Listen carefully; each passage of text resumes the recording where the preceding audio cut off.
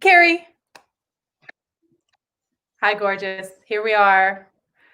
Welcome back to both of us. We missed last week. We're very sorry. We'll promise not to do it again, if at all possible. How you doing? Oh, I'm sorry, say it again. I said, how you doing, darling? I'm doing great. I'm doing great. And I just wanted to say for our followers out there that were really expecting us last week, we really apologize for not making it happen. We had some technical difficulties, but I do wanted to let you guys know that we will always try to be here every Tuesday at 2:00. And it was really interesting because I got some private messages from people that I do know, and then people that I don't know were messaging us to let us know that they might not be live, but they're watching the replay. And sometimes they just don't want to be known, but they really missed, they really were looking forward to seeing us Tuesday, and they really missed it, and they missed the positive empowerment. And I thought that was great, that, if we can just touch one person a week, I mean, that's a gift in itself. But to have, many people like that contact us and let us know that this is making a difference in their life, that just warms my heart, And so I just wanted to throw that out there, that if you're watching live, comment below and let us know you're watching live, or if it's replay, just so we know. I mean, we do get the analytics, and we do know like who's popping on and what states, all over the world, but it's better to know like our community and the people that are tuning in. Let us know. And if you have any questions or if you have any subjects, just pop it in the comments and we will promise to touch on it. Totally. We're super flexible. And you know what? It's just that personal feedback, that knowing that we're showing up and we're like having an impact, and it's really worth everybody's while for us to show up every week. That feeds us. That keeps us going. That gives us juice. Hey, Jerry, nice to see you on here. Says, love you guys. Live. You. That feels really, really good. So thanks for sharing that. And so, so last week was just kind of, it was a day. And those days are going to happen, but we are super committed to showing up for you. So why don't we ground in with everybody and then dive into our conversation? And like you said, Kerry, I just want to reiterate, like, leave questions in the comments. We'll talk about it. We're flexible. We have a topic in mind, but we'll go whatever direction feels good and is needed, anytime, all the time. Okay, grounding in. Let's close our eyes. Take 3 deep breaths, in through the nose, out through the mouth.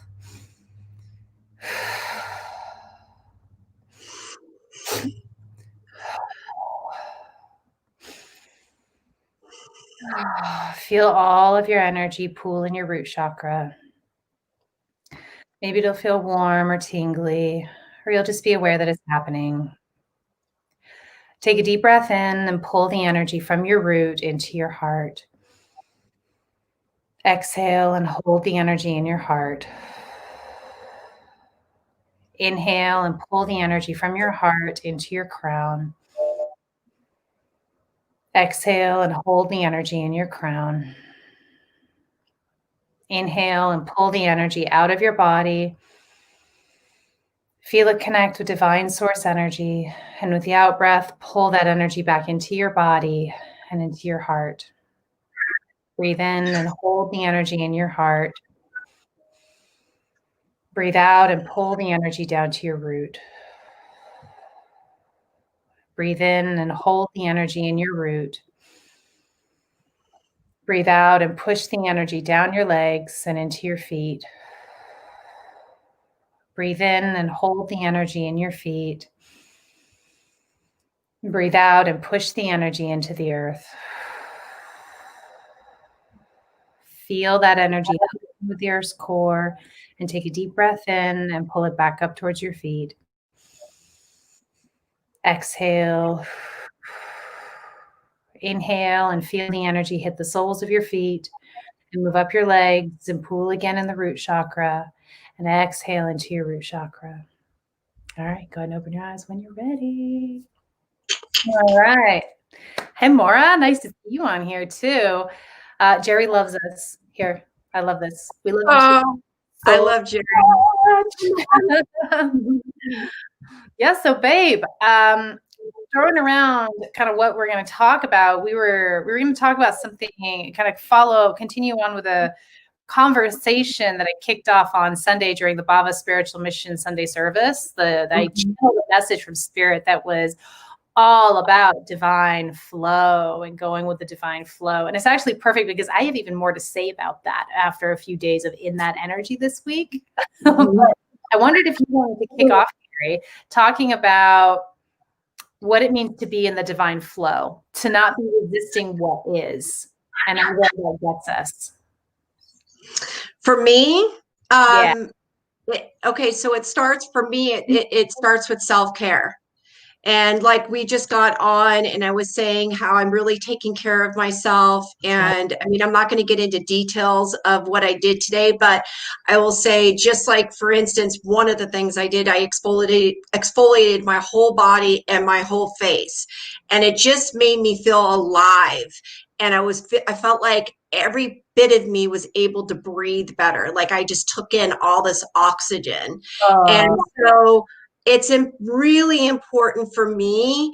I can't just be within divine flow if I'm not whole, if I'm not feeling good. I have to fill my cup first in order for me to be able to go with that vibration, that frequency. And so today, I really needed to do that. I know that the end of this week is going to be really busy for me with filming, and I knew that I needed to take the time today to do this, and it felt right, and I did it.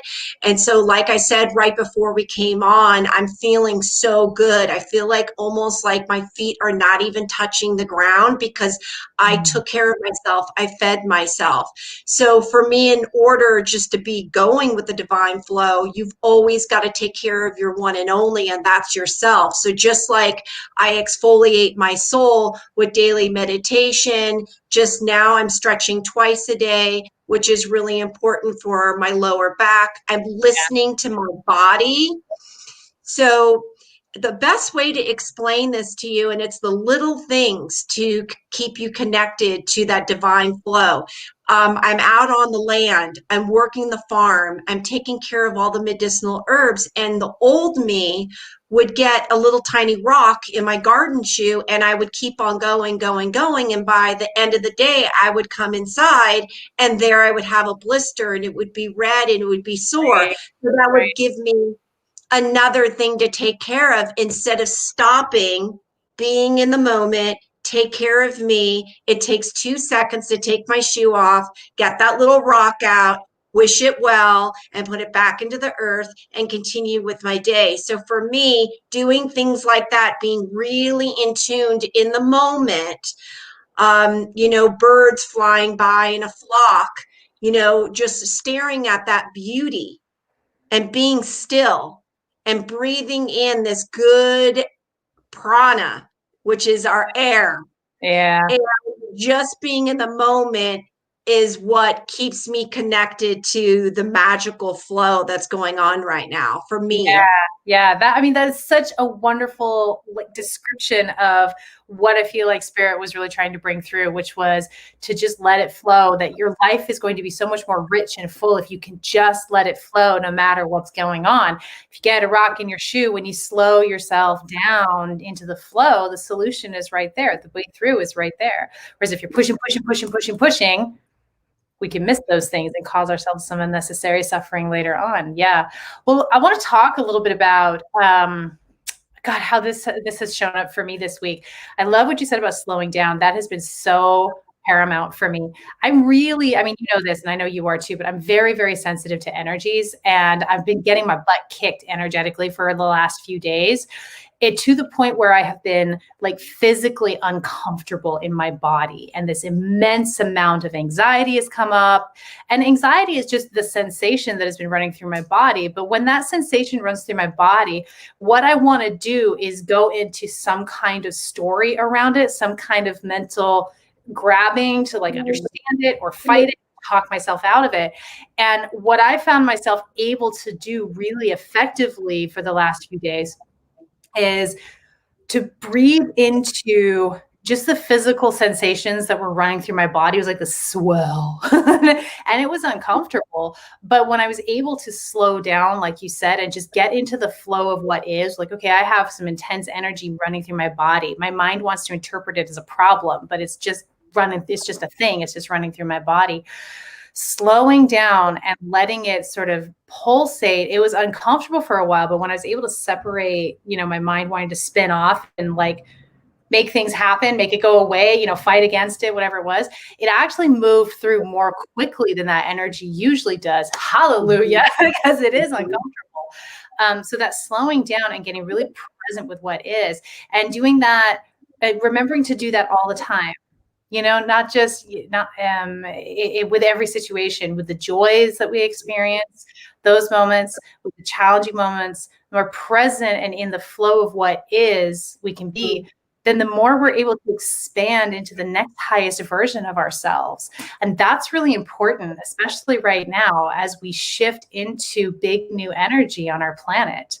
We're needing to keep leveling up, and being in the divine flow is how we do that at the pace we need to do it. It's interesting because the divine flow can feel really slow, especially to the mind. The mind gets real impatient, or at least mine does. And it wants to come on, make things happen. But when you allow it to be slow, it actually happens really quickly. The expansion happens really quickly. It's like buoying on water, popping up to the surface for air. Just let go and let yourself rise to the surface. That's been my this week, as I've moved into this week, with Spirit saying, will you just chill and get into flow? It's like, okay. And it's worked really well. It takes commitment to be present. It takes commitment to be in the flow. It's not hard, but you have to keep bringing yourself back to it, because the habit is to check out of it, is to get out of flow. That's what you basically experience, is resistance. And by you stopping and being in the moment and taking care of it right then and there, even how comfortable it can be, we're all guilty of, in the past or present, where we feel these things and we brush it under the carpet. And I did that for many, many years, and it actually gave me stomach issues. Wow. Because hold in the stress or things I weren't taking care of, and I would get the stomach. It would go right there. And so for me, it's easier, and you're actually saving yourself time by working on it in the moment and taking care of these feelings. And you're right. Sometimes there's stories that present themselves, or it could be a pattern that you're like, uh-oh, I need to take a look at this. And that is really healthy, because by breaking it down and going through the uncomfortable energies of it, you're pushing through and you're evolving more, and it's just taking you to your higher potential self. By you ignoring it, you're actually not doing yourself any good, because you're going to be in limbo. And then you're going to learn the lesson over and over and over again until you learn the lesson. And what's good for us right now by doing that is because you and I and this whole team have a lot ahead of us. I mean, the other day I said, am I crazy? I mean, I'm producing 4 shows. That's crazy, right? But I like my plate full, and they're all incredible shows and so much talent. So by doing what I'm doing now is preventing me from getting burnt out, because this is feeding me. I'm doing my life purpose. This is not supposed to stress me out. This is supposed to enlighten me and others and everybody else. And so for you, by the way, I did feel your energy, because I did. And you and I normally are always aligned, and I always agree with pretty much 99.9% of the stuff you put out there. But there was one thing about manifesting, and I said, I just am not aligned with this, because you are having your own human experience, right? And I just wasn't aligned with it, because I've mastered the manifestation way back when I was 6 years old. So it's like, I wasn't in complete alignment with that. But I did want you to talk about it because I know there are people out there that are in this little world. And I say this little world because most of the stuff, like I said, 99.9%, the stuff that comes out that you channel, that you bring, forth into social media is just, I mean, it kind of mind blowing because it's like, wow, how is that even possible that you just channeled that and I'm going through it? And I don't want to get off track, but can you talk a little bit about that? Because that was pretty powerful.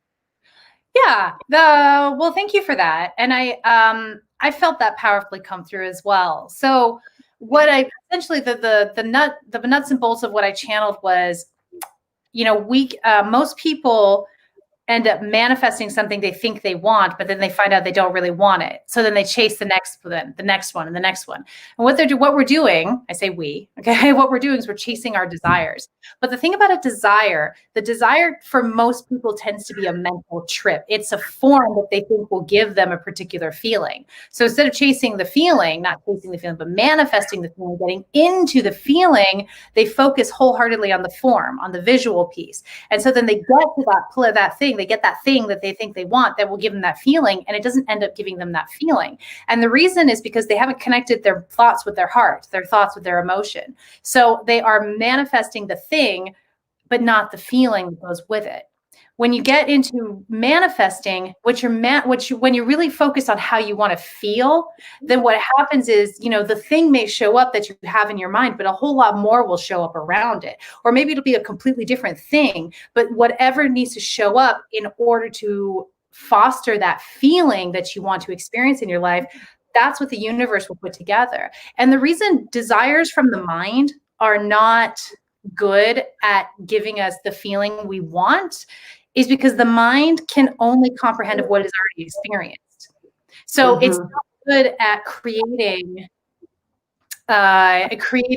all of it. We limit ourselves the way to put it with our mental manifesting, if you will, like really focusing on the thoughts. We can all do it. We can all manifest that way. But what I was trying to get across is when we drop into the feeling, when we drop into the moment and show up how we want to feel, the universe will put together all of the pieces that will support that feeling. Okay. So I think that why people come to that is because they're not in a complete state of gratitude. And I feel that their vibration and their frequency are not at a complete match. And so you're going to manifest whatever is manifesting within inside you. And I think that's what I get out of that.